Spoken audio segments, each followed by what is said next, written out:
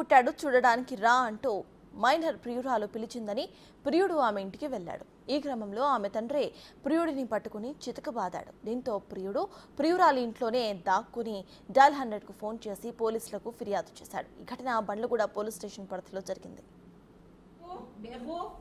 अच्छा जानने में आजा भी नहीं भाई ठहरो जी जरा नको खोलो भाई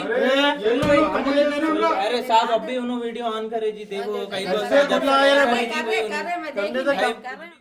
పాత బస్తీకి చెందిన అబ్దుల్ సోహెల్ కు అదే ప్రాంతానికి చెందిన ఓ మైనర్ బాలికతో పరిచయం అయింది.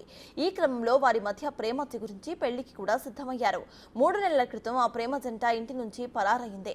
బాలిక తండ్రి ఇచ్చిన ఫిర్యాదు మేరకు బండ్లగూడ పోలీసులు సోహెల్ పై పోక్సో చట్టం కింద కేసులు నమోదు చేసి అరెస్టు చేసి రిమాండ్ కు కూడా తరలించారు. జైలు జీవితం గడిపిన అనంతరం సోహెల్ బయల్పై ఇంటికి వచ్చాడు.